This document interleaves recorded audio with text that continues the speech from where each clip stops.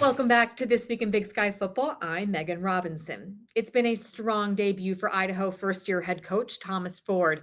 His Vandals are ranked eighth in the FCS after a tough non conference schedule. They open their Big Sky play this week as they head to Missoula for a top 10 matchup with the Grizz that will be nationally televised on ESPN2.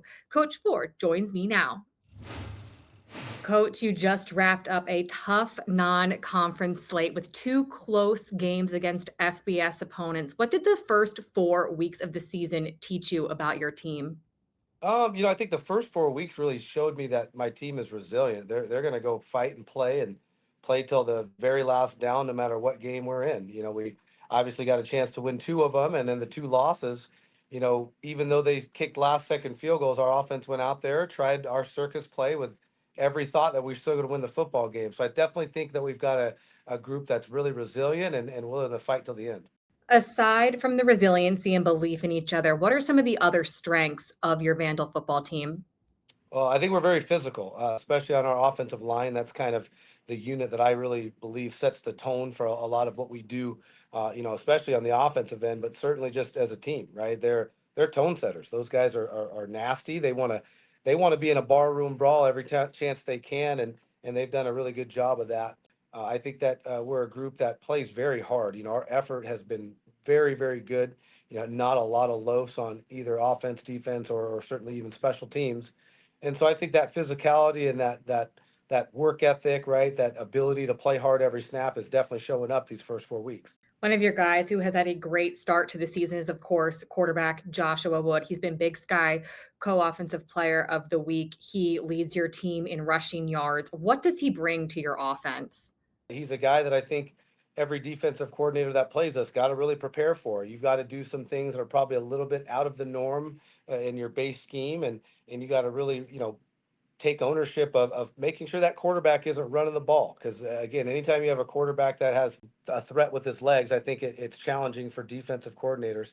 The other thing he's really brought to the table is just some confidence, right? He's brought a lot of confidence to our offense.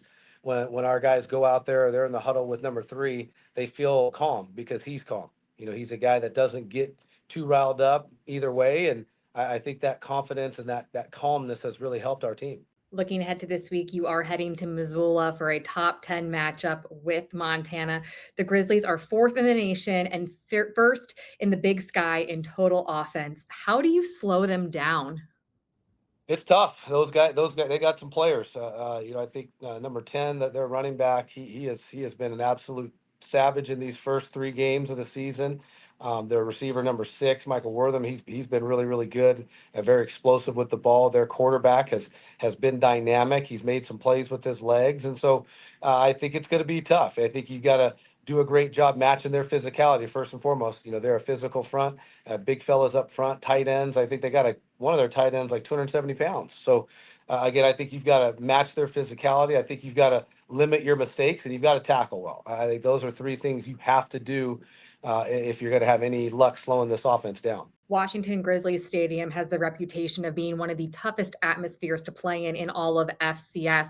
How have you shifted your preparation this week in practice to prepare your team for that noise and that environment? Certainly have the veterans talk to the younger guys, guys that haven't gotten a chance to play in this stadium. It's hard to explain it. But I think our veteran guys have played there, before in 2022 and have some experience with it. So trying to get their perspective and giving some tidbits on how they prepared and what they would do differently now that they've actually played there. And then obviously, you gotta play with some crowd noise at practice. You've got to try to make the environment for our offense as difficult and as loud as possible because that's what they're going to see Saturday. Big picture, this game will be nationally televised on ESPN2. Why is this national exposure important not just to Idaho, but the Big Sky Conference as a whole?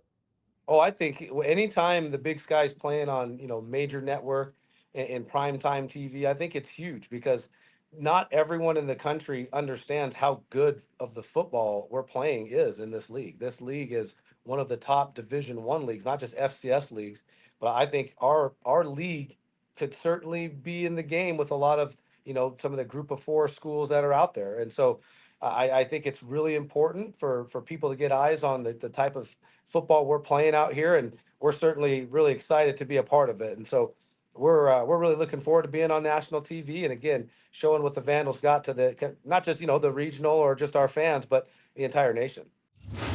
A career night for Jacob Syke earned him co-defensive player of the week honors. He's here next.